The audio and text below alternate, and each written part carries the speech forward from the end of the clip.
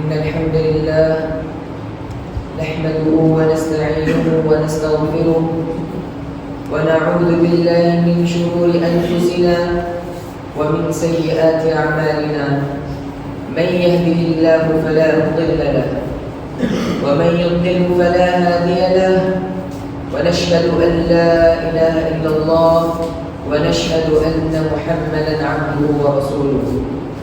يا أيها الذين آمنوا اتقوا الله حق تقاته ولا تموتن إلا وأنتم مسلمون. يا أيها الناس اتقوا ربكم الذي خلقكم من نفس واحدة وخلق منها زوجها وبث منهما رجالا كثيرا ونساء، واتقوا الله الذي تساءلون به والأرحام إن الله كان عليكم رقيبا.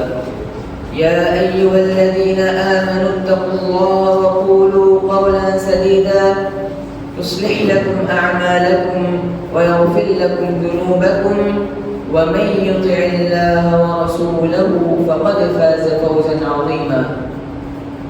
أما بعد، فإن خير الحديث كتاب الله وخير الهدي هدي محمد صلى الله عليه وسلم، وشر الأمور محدثاتها وكل محدثة بدعة وكل بدعة ضلالة وكل ضلالة في النار. فأعوذ بالله من الشيطان الرجيم. بسم الله الرحمن الرحيم. واذكر ربك في نفسك تضرعا وخيفا ودون الجهر من القول بالغدو والآصال ولا تكن من الغافلين. وقال تعالى في موضع آخر: فويل للمصلين الذين هم عن صلاتهم ساهون.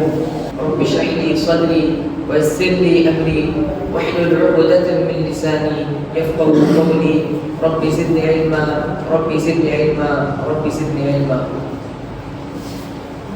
تمام قسم کے تعریفات و توصیفات اس اللہ وحدہ لا شریک کے لائق و ذمہ ہے جس نے ہمیں پیدا کیا اور ہم پر بے شمار احسانات کیے. بعد درود و سلام ہو تمام انبیاء علیہ السلام پر، خصوصاً نبی و آخر الزمان تاجدار مدینہ رحمت للعالمین جناب محمد رسول اللہ صلی اللہ علیہ وسلم پر. اللہ تعالیٰ کا بہت بڑا شکر احسان ہے کہ اس نے ہمیں اپنی زندگی میں ایک اور مرتبہ جمعے کی مبارک ساعتیں دیکھنے کا موقع عنایت فرمایا. اللہ تعالیٰ سے دعا ہے کہ اللہ ہم تمام کو تو سننے کے ساتھ ساتھ عمل کرنے کی توفیق عطا فرما. آمین. حاضرین، آج کے اس جمعے میں میرے خطبے کا عنوان ہے نماز سے غفلت اسباب و علاج. یہ نماز میں غفلت کن کن وجوہات کی بنا پر ہوتی ہے، اس کے اسباب کیا کیا ہیں، اگر ہم نمازی بننا چاہتے ہیں تو ہمیں کن کن چیزوں کا اپنانا ضروری ہے. انشاءاللہ اس عنوان کے تحت میں آپ حضرات کے سامنے آج گفتگو کروں گا. حاضرین، یہ غفلت یہ ایک بیماری ہے. اللہ تعالیٰ نے غفلت کی قباحت اور اس کی برائی بیان کرتے ہوئے قرآن مجید میں سورۃ الاعراف میں فرمایا: وَاذْكُرْ رَبَّكَ فِي نَفْسِكَ تَضَرُّعًا وَخِيفَةً وَدُونَ الْجَهْرِ مِنَ الْقَوْلِ بِالْغُدُوِّ وَالْآصَالِ. اللہ تعالیٰ آپ صلی اللہ علیہ وسلم سے فرماتا ہے وَاذْكُرْ رَبَّكَ فِي نَفْسِكَ کہ اے محمد صلی اللہ علیہ وسلم اپنے نفس میں اللہ تعالیٰ کا ذکر کیا کرو. تَضَرُّعًا وَخِيفَةً گڑ گڑاتے ہوئے، چھپ چھپ کر، دون القول بالغدو دون القول من الجهر بڑے آواز سے نہیں، بالغدو والآصال اور صبح شام اللہ تعالیٰ کو یاد کرتے رہو. ولا تکن من الغافلین اور غافلوں میں سے مت ہو جاؤ، غافلین میں سے مت ہو جاؤ. ہم سب جانتے ہیں کہ آپ صلی اللہ علیہ وسلم بنی نوع انسان کے سردار تھے، خاتم الانبیاء سید المرسلین تھے، اور اس زندگی میں اس دنیا میں اللہ تعالیٰ کی عبادت کا حق جو مکمل طور پر کسی نے اگر ادا کیا ہے وہ آپ صلی اللہ علیہ وسلم کی ذات ہے. پھر بھی اللہ تعالیٰ آپ صلی اللہ علیہ وسلم سے کہتا ہے وَلَا تَكُن مِّنَ الْغَافِلِينَ کہ اے محمد صلی اللہ علیہ وسلم تم غافلوں میں سے مت ہو جاؤ. تو اس کا مطلب کیا ہے؟ اس کے دو مطلب نکلتے ہیں۔ نمبر ایک یہ کہ آپ صلی اللہ علیہ وسلم کو کہا جا رہا ہے کہ غفلت کی طرف لے جانے والے جو راستے ہیں ان کی طرف بھی نہ بڑھے، اور دوسرا معنی یہ نکلتا ہے کہ خطاب تو بظاہر آپ صلی اللہ علیہ وسلم سے ہو رہا ہے، مگر تمام امت مسلمہ کو یہ کہا جا رہا ہے کہ اے امت مسلمہ، تم غفلت سے زندگی مت جینا، اللہ تعالیٰ کے للہیت کے ساتھ اپنی زندگی جیو۔ حاضرین، اس زندگی میں ہم دو الفاظ سنتے ہیں، ایک ہے غفلت اور ایک دوسرا ہے بھولنا۔ ان دونوں کے درمیان علماء نے فرق بتایا ہے۔ بھولنا یہ انسان کے اختیار میں نہیں ہوتا، لیکن غفلت یہ انسان کے اختیار میں ہونے کے بعد ہوتی ہے، جس طرح کہ علامہ ابن القیم رحمہ اللہ غفلت کے معنی مفہوم بتاتے ہوئے فرماتے ہیں کہ غفلت اس چیز کو کہتے ہیں کہ انسان کے پاس کسی چیز کا اختیار ہوتا ہے، اختیار ہونے کے باوجود بندہ لاپرواہی برتتا ہے، اسی کو غفلت کہا جاتا ہے۔ اور اللہ تعالیٰ نے وَلَا تَكُن مِّنَ الْغَافِلِينَ کہہ کر آپ صلی اللہ علیہ وسلم کو خصوصی طور پر اور تمام امت مسلمہ کو یہ حکم دیا کہ جب تم اللہ تعالیٰ کے لیے عبادت کرتے ہو، اللہ تعالیٰ کے لیے نماز پڑھتے ہو، فرائض کو انجام دیتے ہو، واجبات کو ادا کرتے ہو، تو ان تمام چیزوں میں تم غفلت سے کام نہ لینا، اللہ تعالیٰ کے لیے للہیت کے ساتھ خالص ہو کر اللہ تعالیٰ کے لیے عبادت کرتے رہنا۔ حاضرین، آج اگر ہم امت مسلمہ پر نظر ڈال کر دیکھیں گے تو آج امت مسلمہ اس غفلت کا شکار ہو چکی ہے۔ آج ہمارے آنکھوں پر غفلت کے پردے پڑ چکے ہیں، آج ہمارے کانوں پر غفلت کے پردے پڑ چکے ہیں، آج ہمارے دلوں پر غفلت کے پردے پڑ چکے ہیں۔ ایسا معلوم ہوتا ہے کہ گویا ہم اس دنیا میں ہمیشہ ہمیشہ کے لیے رہنے آئے ہیں، ہمیں آخرت سے کوئی وابستگی باقی نہ رہی، ہم آخرت کو فراموش کر چکے ہیں۔ کیا ہی بہترین مثال ابن عثیمین رحمہ اللہ فرماتے ہیں، کہتے ہیں کہ اس دنیا میں جب تاجر ہوتا ہے، ایک تاجر اپنے تجارت میں ہونے والے نقصان کا ہفتے بھر میں یا مہینے بھر میں اندازہ لگا لیتا ہے، حساب و کتاب کر لیتا ہے تاکہ وہ ہونے والے نقصان کی تلافی کر لے۔ اور یہی معاملہ ہمارا آخرت کی زندگی کے بارے میں بھی ہونا چاہیے۔ آخرت میں جو ہم نقصان اٹھانے والے ہیں، دنیا میں جو ہم برے اعمال کرتے ہیں، ان کا حساب و کتاب ہمیں لینا چاہیے تاکہ کل قیامت کے دن رسوائی اٹھانے سے پہلے ہم اس کی تلافی اس دنیا میں کر دیں۔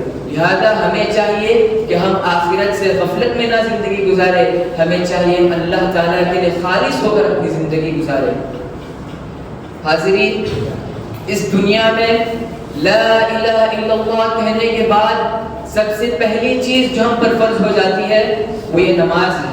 جس طرح کہ بخاری مسلم کی روایت ہے، ابن عمر رضی اللہ عنہ راوی حدیث ہے، فرماتے ہیں کہ آپ صلی اللہ علیہ وسلم نے فرمایا بنی الاسلام علی خمس، اسلام کی بنیاد 5 چیزوں پر رکھی گئی ہے۔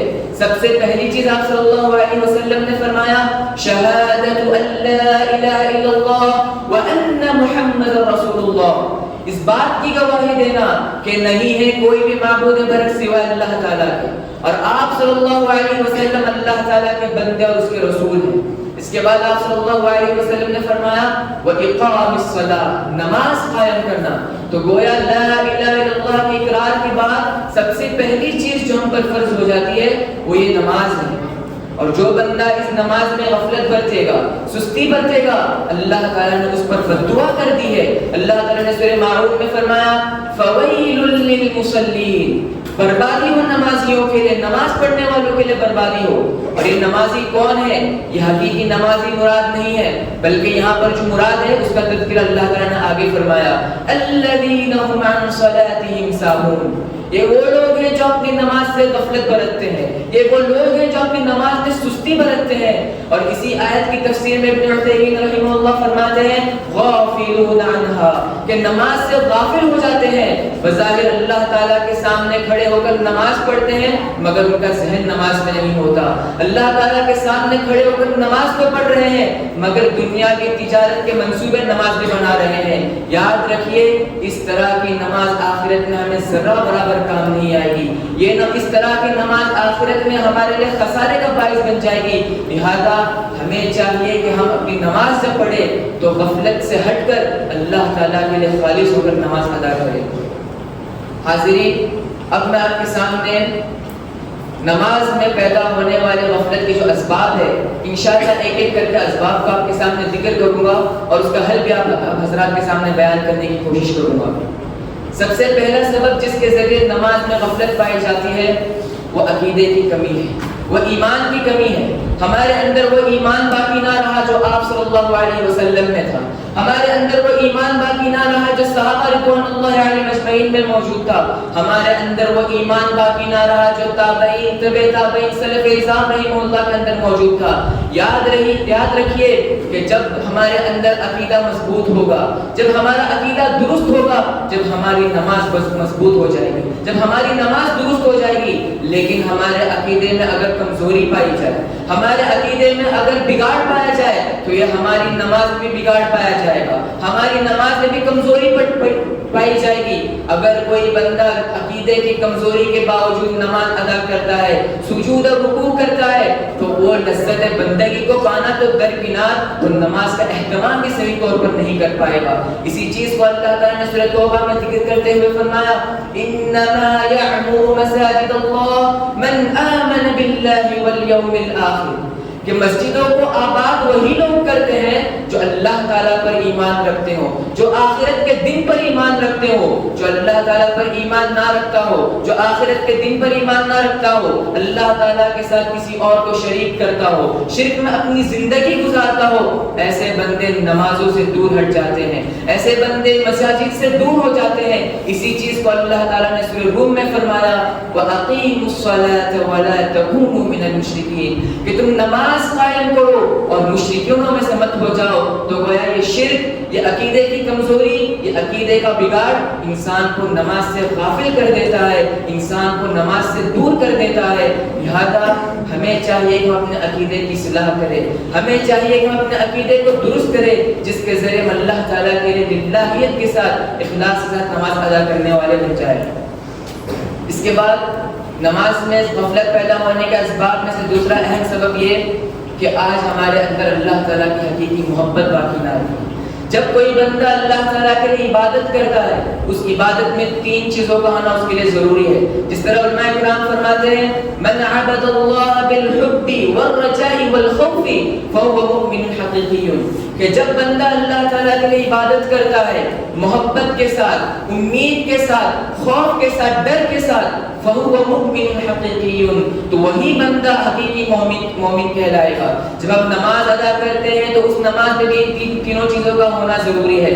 جب ہم اللہ تعالیٰ کے سامنے کھڑے ہوتے ہیں، نماز ادا کرنے کے لیے اللہ تعالیٰ کے سامنے کھڑے ہوتے ہیں، تو ہمارا دل اللہ تعالیٰ کی محبت میں ڈوبا ہوا ہونا چاہیے۔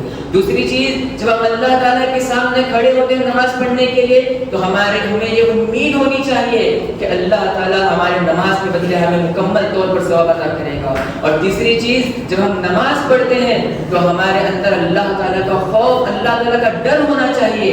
جب یہ تینوں چیزیں ہماری نماز میں موجود ہوگی، جب ہماری نماز صحیح طور پر صحیح معنوں میں قبول کی جائے گی۔ اگر آج ہمارے اندر اللہ تعالیٰ کی حقیقی محبت پائی جاتی، اللہ تعالیٰ کا حقیقی ڈر ہمارے اندر آج موجود ہوتا، تو آج ہماری مسجدیں ویران نہ ہوتی، آج ہماری مسجدیں آباد ہوتی، آج ہماری مسجدیں بھری بھی ہوتی۔ مگر آج افسوس سے بات کہنی پڑتی ہے کہ آج ہمارے اندر اللہ تعالیٰ کی حقیقی محبت باقی نہ رہی، اللہ تعالیٰ کا حقیقی ڈر ہمارے اندر موجود نہ رہا، جس کے سبب آج ہماری مسجدیں خالی پڑی ہوئی ہیں، آج ہماری مسجدیں ویران پڑی ہوئی ہیں۔ اللہ تعالیٰ سے محبت کرنے میں کمی کے نتیجے میں ہی منافقین نماز میں غفلت برتا کرتے تھے۔ جس طرح کہ اللہ تعالیٰ نے منافقین کے بارے میں قرآن مجید میں فرمایا، وَلَا يَأْتُونَ الصَّلَاةَ إِلَّا كُسَالَىٰ، کہ یہ منافقین نماز کو تو آیا کرتے تھے مگر سستی سے آیا کرتے تھے۔ جب نمازیوں کی نماز مکمل ہو جاتی، جب منافقین مسجد میں داخل ہوتے، جب تشہد میں بیٹھتے، جب منافقین نماز میں شامل ہوتے، تو گویا یہ منافقین مسبوق ہوا کرتے تھے، اس لیے ان کو منافقین کہا گیا۔ آج امت مسلمہ کی حالت اس سے بدتر ہو گئی ہے۔ آج ہم مسجد کے باہر سے گزر رہے ہوتے ہیں، اذان کی صدائیں ہمارے کانوں سے ٹکراتی ہے، پھر بھی ہمیں مسجد میں جانے کی توفیق نہیں ہوتی۔ ہمیں اقامت کی آواز آتی ہے، پھر بھی ہمیں مسجد میں جانے کی توفیق نہیں ہوتی۔ حد تو یہ ہو گئی کہ آج امام کے نماز پڑھانے کی آواز تک ہمیں آتی ہے، ہم مسجد کے باہر کھڑے ہوئے ہوتے ہیں مگر مسجد میں داخل ہونے کی ہمیں کوئی توفیق نہیں ہوتی۔ لہذا ہمیں چاہیے کہ ہم اللہ تعالیٰ کی حقیقی محبت اپنے دل میں پیدا کریں، اللہ تعالیٰ کا حقیقی ڈر اپنے اندر پیدا کرے، جس کے ذریعے ہم اللہ تعالیٰ کے قریب ہو جائے، نماز ادا کرنے لگ جائے۔ حاضرین، نماز میں غفلت پیدا ہونے کے اسباب میں سے ایک اہم سبب خواہشات کی اتباع کرنا ہے۔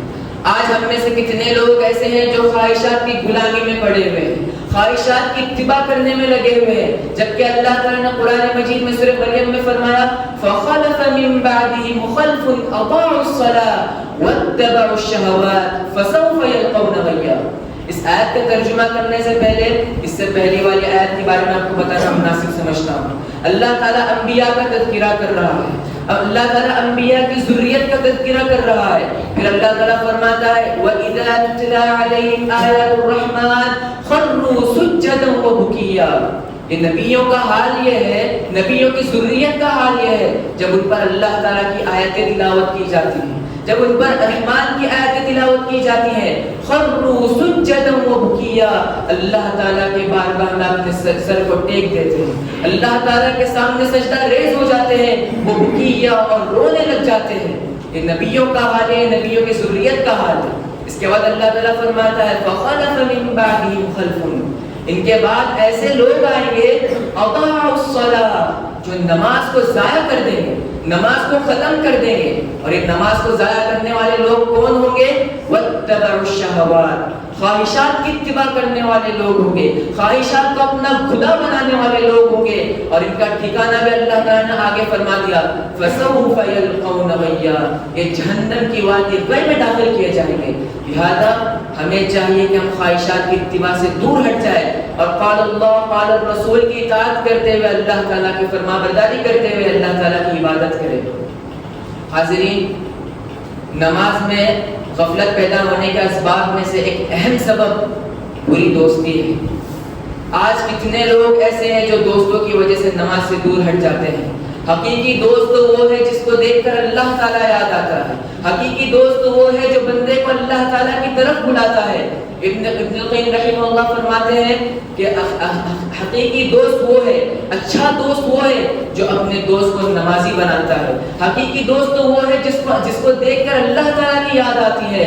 لہذا ہمیں چاہیے کہ ہم اپنے دوست اچھی صحبت کا اختیار کریں، برے دوستوں سے دور ہٹ جائیں، اور اسی چیز کو بیان کرتے ہوئے آپ صلی اللہ علیہ وسلم نے فرمایا، اچھے اور بری دوست کی مثال دیتے ہوئے کہا انما مثل الجلیس الصالح وجلیس السوء كحامل المسك ونافخ الكير، کہ اچھے دوست کی مثال دوست عطر فروخت کرنے والے کی طرح ہے، کہ بندہ عطر فروخت کرنے والے کے پاس جاتا ہے، اس سے عطر خریدتا ہے تو فائدے میں پڑ جاتا ہے، اگر عطر نہ بھی خریدے، جتنے لمحے کے لیے وہ عطر کی دکان کے پاس کھڑے رہے گا، اس بندے کے پاس کھڑے رہے گا، اسے فائدہ ہی فائدہ ہوگا، وہ اس خوشبو سے لطف اندوز ہوتا رہے گا۔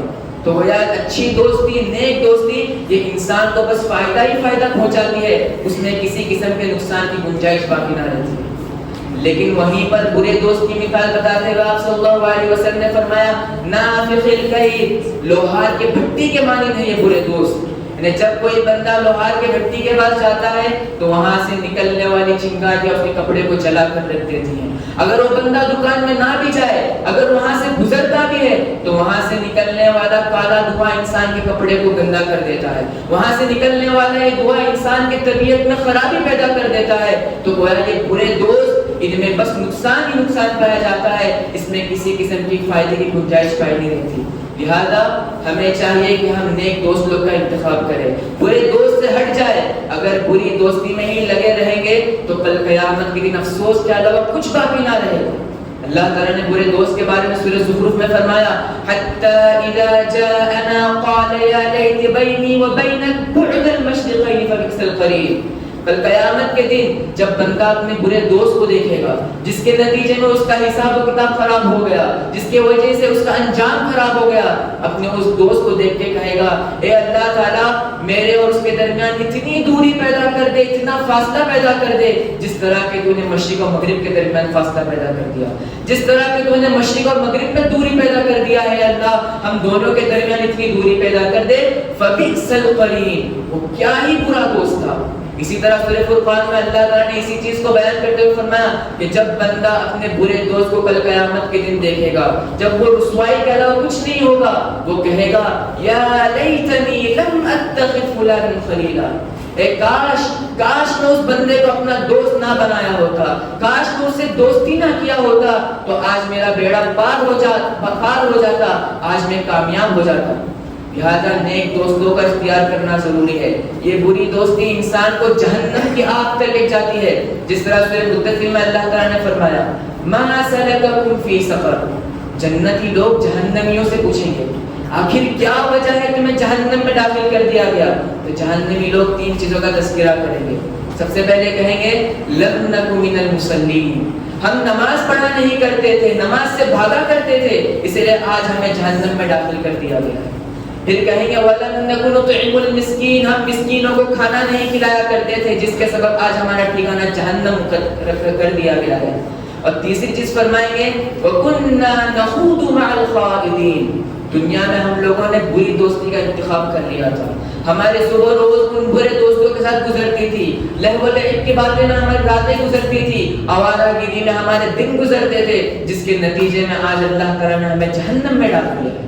لہذا ہمیں چاہیے کہ ہم نیک صحبت اختیار کر لیں، اور جو بندہ نماز کی طرف بلاتا ہے ان لوگوں سے اپنی دوستی کو قائم کرے، جس طرح کہ ابن باز رحمہ اللہ فرماتے ہیں کہ جو بندہ نماز کا انکار کرتا ہے، جو بندہ نماز سے دور ہٹ جاتا ہے، اس بندے سے دوستی کرنا صحیح نہیں ہے۔ اگر وہ بندہ توبہ کر لے، نماز قائم کرے، جب جا کے اس سے دوستی کر سکتے ہو، جس طرح کہ سورہ توبہ میں اللہ تعالیٰ نے فرمایا فَإِن تَابُوا وَأَقَامُوا الصَّلَاةَ وَآتَوُا الزَّكَاةَ فَإِخْوَانُكُمْ فِي الدِّينِ، اگر وہ توبہ کر لے، نماز قائم کرے، زکات ادا کرے، اس وقت وہ تمہارے دینی بھائی ہو جائیں گے، اسی وقت تم ان سے دوستی کر سکتے ہو۔ لہذا ہمیں چاہیے کہ ہم نیک صحبت اختیار کریں تاکہ اس دنیا میں بھی ہم کامیاب ہو جائے، کل قیامت کے دن بھی ہم کامیاب ہو جائے۔ حاضرین، نماز میں غفلت پیدا ہونے کا اسباب میں سے ایک اہم سبب دنیا کی محبت ہے۔ والدین کی محبت، اولاد کی محبت، بھائی بہنوں کی محبت، گھر کی محبت، مال، تجارت، خاندان والے کی محبت، یہ تمام محبتیں انسان کو نماز سے دور کر دیتی ہیں۔ اس کی مثال اگر کہیں تو کوئی بندہ نماز کو جا رہا ہے، اچانک تجارت میں کچھ کام یاد آ گیا تو یہ تجارت اس بندے کو نماز سے غافل کر دیتی ہے۔ کبھی بیوی نماز سے غافل کر دیتی ہے تو کبھی اولاد نماز سے غافل کر دیتی ہے تو کبھی مال نماز سے غافل کر دیتا ہے۔ اللہ تعالیٰ سورۃ المنافقون میں فرماتا ہے یا ایھا الذین آمنوا لا تلہکم اموالکم ولا اولادکم عن ذکر اللہ، اے مومنو تمہیں تمہارا مال، تمہیں تمہاری اولاد اللہ تعالیٰ کے ذکر سے دور نہ کرے، اللہ تعالیٰ کی یاد سے تمہیں دور نہ کرے، اللہ تعالیٰ کی عبادت سے تمہیں دور نہ کرے۔ لہذا ہمیں چاہیے کہ یہ جو محبتیں ہیں جو ہمارے لیے جائز ہیں، ان محبتوں کو اس کی حدود میں رکھے، اس محبت کو اللہ اور اس کے رسول کی محبت سے تجاوز کرنے نہ دے، تاکہ ہم دنیا میں بھی کامیاب ہو جائے اور آخرت میں بھی کامیاب ہو جائے۔ حاضرین، نماز میں غفلت پیدا ہونے کے اسباب میں سے ایک اور اہم سبب یہ کہ آج ہم نماز کی فضیلتوں سے ناواقف ہیں۔ آج ہمیں نماز کی فضیلتیں نہیں معلوم ہیں، اس لیے ہم نماز سے دور ہوتے جا رہے ہیں، نماز قائم نہیں کر رہے ہیں۔ جب مؤذن اذان دیتا ہے، حی علی الصلاۃ کہتا ہے، آؤ نماز کی طرف کہتا ہے، تو اس کا فائدہ بھی ذکر کرتا ہے۔ کیوں؟ کیونکہ انسان کی فطرت ہے، انسان بغیر فائدے کے کوئی عمل نہیں کرتا، اسی لیے مؤذن اذان میں کہتا ہے حی علی الفلاح، آؤ کامیابی کی طرف، آؤ کامیابی کی طرف، یعنی جب بندہ نماز ادا کرے گا تو وہ کامیاب ہو جائے گا، اس کی فضیلت بتائی گئی۔ اسی طرح یہ نماز جو ہے یہ انسان کے گناہوں کو ختم کر دیتی ہے، انسان کے گناہوں کو مٹا دیتی ہے، جس طرح کہ بخاری مسلم کی روایت ہے۔ آپ صلی اللہ علیہ وسلم فرماتے ہیں ارأیتم لو ان نہرا بباب احدکم یغتسل منہ کل یوم 5 مرات هل یبقی من درنہ شیء، بلا بتلاؤ، اگر ایک بندے کے گھر کے سامنے سے نہر بہ رہی ہے، اگر ندی بہ رہی ہے، وہ بندہ دن میں 5 مرتبہ اس ندی میں غسل کرتا ہے، کیا اس بندے کے بدن پر کوئی نجاست باقی رہ جائے گی؟ کیا اس بندے کے بدن پر کوئی گندگی باقی رہ جائے گی؟ صحابہ اکرام رضی اللہ عنہم اجمعین نے کہا لا یبقی من درنہ شیء، اے اللہ کے رسول اس بندے پر کوئی قسم کی گندگی باقی نہ رہ جائے گی۔ تو آپ صلی اللہ علیہ وسلم نے فرمایا فذلک مثل الصلوات الخمس، یہی پانچوں نماز کی مثال ہے، یمحو اللہ بہن الخطایا، اللہ تعالیٰ ان پانچوں نماز کے ذریعے انسان کے گناہوں کو مٹا دیتا ہے۔ لہذا ہمیں چاہیے کہ ہم نماز کی فضیلتوں کو جانیں، نماز کے فضائل کو جانیں اور نماز قائم کرنے میں آگے بڑھ جائیں۔ اسی طرح نماز میں غفلت پائے جانے کے جو اسباب ہیں ان میں سے ایک اہم سبب یہ ماحول کا برا اثر ہے۔ آج برا ماحول جو ہے انسان کو نماز سے دور کر دیتا ہے۔ مثال کے طور پر کوئی بندہ ایسی آبادی میں رہتا ہے، ایسی بستی میں رہتا ہے جس کے اطراف و اکناف میں صرف مشرکین اور کفار رہتے ہیں، وہاں پر مسجد کا نام و نشان نہیں، اس کے گھر سے مسجد کافی دور ہے، تو ایسا بندہ ماحول کی وجہ سے نماز سے دور ہو جاتا ہے۔ اسے چاہیے کہ وہ ماحول کی اصلاح کرے۔ اگر ماحول کی اصلاح اس کے مقدر میں نہیں، اگر ماحول کی اصلاح اس کے قدرت میں نہیں، اس کے قوت میں نہیں، اسے چاہیے کہ وہ اس جگہ سے ہٹ جائے، اسے چاہیے کہ وہ ماحول ہی بدل دے، وہ کہیں اور جا کے اپنی زندگی گزارے جہاں پر اس کے لیے نماز پڑھنے کے لیے عبادت کرنے میں کوئی چیز رکاوٹ نہ بنے۔ اسی طرح نماز میں غفلت پیدا ہونے والے اسباب میں سے سب سے اہم اور آخری سبب جو ہے وہ سوشل میڈیا کا غلط استعمال ہے، فون کا غلط استعمال ہے۔ آج کتنے لوگ ہیں جو فون کے غلط استعمال کی وجہ سے عبادت سے دور ہوتے جا رہے ہیں۔ یہ فون، یہ سوشل میڈیا انسان کو نماز سے دور کرتے جا رہا ہے، یہ انسان کے نماز کے اندر خشوع خضوع کا خاتمہ کرتے جا رہا ہے، انسان کو نماز سے غافل کرتے جا رہا ہے۔ ذرا یاد کرو وہ آپ صلی اللہ علیہ وسلم کا واقعہ، مسند احمد اور ترمذی کی، ابو داؤد کی روایت ہے۔ آپ صلی اللہ علیہ وسلم نماز پڑھ رہے تھے، آپ صلی اللہ علیہ وسلم کے سامنے رنگین چادر لٹکی ہوئی تھی، نماز ہوتی، عائشہ رضی اللہ عنہ سے کہنے لگے اے عائشہ اس رنگین چادر کو میرے سامنے سے ہٹا دو، میرے نماز میں مسلسل یہ خلل پیدا کر رہی تھی۔ ذرا سوچ کر دیکھیے، ایک رنگین چادر اگر نماز میں خلل پیدا کر سکتی ہے، نماز میں خشوع خضوع کو ختم کر سکتی ہے، تو یہ فون جس کو اگر صحیح طور پر استعمال نہ کیا جائے تو اس میں بس بربادی ہی بربادی پائی جاتی ہے، تو یہ فون کس قدر متاثر ہوگا نماز میں، کس قدر خلل پیدا کر دے گا نماز میں۔ ہمیں اس بارے میں غور و فکر کرنا چاہیے۔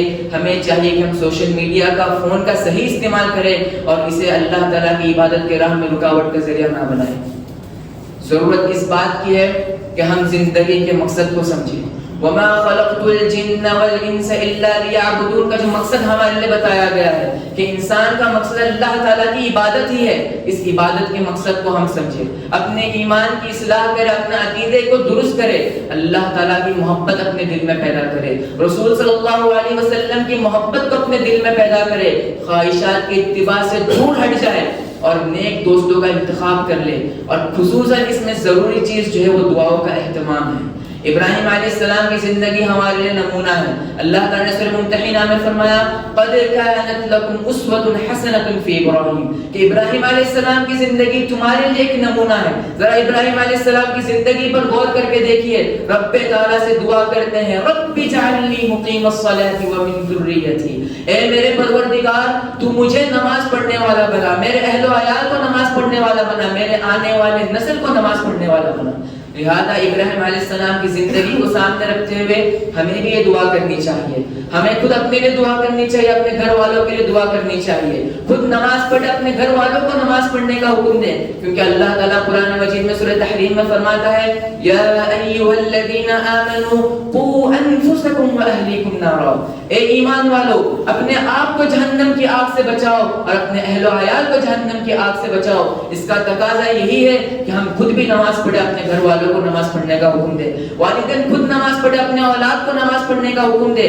آپ صلی اللہ علیہ وسلم نے فرمایا مروا اولادکم بالصلاة وهم ابناء 7 سنین، جب تمہارے اولاد 7 سال کی ہو جائے انہیں نماز کا حکم دیا کرو، وَاضْرِبُوهُمْ عَلَيْهَا وَهُمْ أَبْنَاءُ 10، جب وہ 10 سال کے ہو جائے نماز نہ پڑھنے پہ انہیں مارو۔ لہذا ہمیں چاہیے کہ ہم گھر کی اصلاح کریں، خود نماز پڑھے اور گھر والوں کو نماز پڑھنے کا حکم دے۔ میرے بھائیوں، یہ جو نماز ہے اس میں انسان کے لیے ہر مصیبت کا حل رکھا گیا ہے۔ اللہ تعالیٰ سورہ بقرہ میں فرماتا ہے یا ایھا الذین آمنوا استعینوا بالصبر والصلاۃ کہ اے مومنو تم اللہ تعالیٰ سے نماز اور صبر کے ذریعے مدد حاصل کرو. یقین جانیے جو بندہ ان دونوں عبادتوں کے ذریعے اللہ تعالیٰ سے مدد حاصل کرنے کا طریقہ سیکھ لیا, دنیا کی کوئی مصیبت اسے رسوا نہیں کر سکتی, دنیا کی کوئی مصیبت اسے پریشان نہیں کر سکتی, کیونکہ اللہ تعالیٰ نے اس میں کہا ہے کہ جو بندہ ان دونوں عبادتوں کے ذریعے اللہ سے مانگے گا اللہ تعالیٰ اس کو عطا کرے گا. ذرا آپ صلی اللہ علیہ وسلم کی زندگی پر غور کر کے دیکھیے, صحابہ اکرام رضی اللہ علیہ اجمعین کی زندگی پر غور کر کے دیکھیے وہ کس طرح نماز سے اللہ تعالیٰ کے پاس دعا مانگا کرتے تھے. اس کا ایک واقعہ بیان کر کے میں اپنی بات کو ختم کروں گا. ابو طلحہ رضی اللہ عنہ صحابی رسول اپنی اہلیہ ام سلیم رضی اللہ عنہا کو لے کے آپ صلی اللہ علیہ وسلم کے ساتھ مدینہ آ رہے تھے. قافلہ بڑا تھا, یہ سب مدینہ کی طرف آ رہے تھے, اور ابو طلحہ رضی اللہ عنہ کی ایک معمول تھا کہ جب بھی مدینہ داخل ہوتے تو آپ صلی اللہ علیہ وسلم کے ساتھ داخل ہوا کرتے تھے. اچانک سفر میں ان کی اہلیہ ام سلیم رضی اللہ عنہا کو حمل کا درد شروع ہو گیا.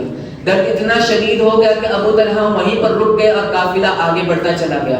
قافلہ آنکھوں سے دور ہٹ گیا, بس رہ گئے تو ابو طلحہ رضی اللہ عنہ اور ام سلیم رضی اللہ عنہ. ابو طلحہ رضی اللہ عنہ اللہ تعالیٰ کے سامنے بارگاہ الہی میں کھڑے ہوتے ہیں, 2 رکعت نماز ادا کرتے ہیں, اللہ تعالیٰ سے مانگتے ہیں. ذرا دیکھیے نماز نے کس قدر اثر کیا. نماز ہوتے ہی ام سلیم رضی اللہ عنہ کا حمل کا درد ختم ہو جاتا ہے.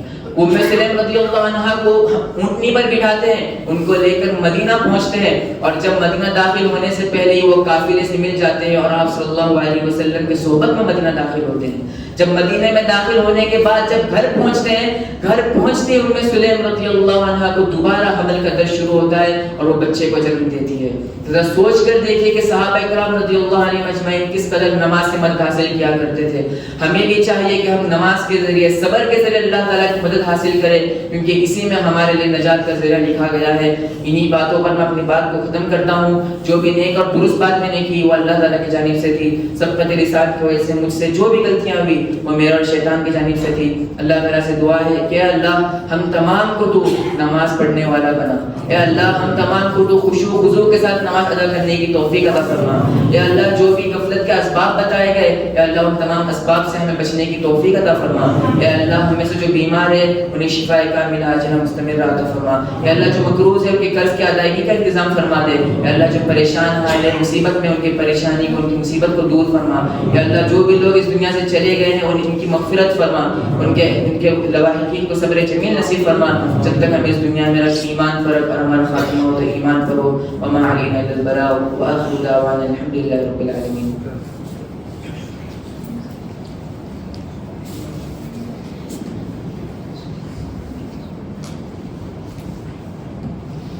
إن الحمد لله نحمده ونستعينه ونستغفره ونعوذ بالله من شرور أنفسنا ومن سيئات أعمالنا.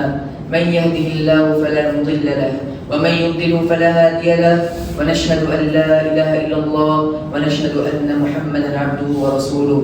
أما بعد إن الله وملائكته يصلون على النبي يا أيها الذين آمنوا صلوا عليه وسلموا تسليما. اللهم صل على محمد وعلى آل محمد كما صليت على إبراهيم وعلى آل إبراهيم إنك حميد مجيد.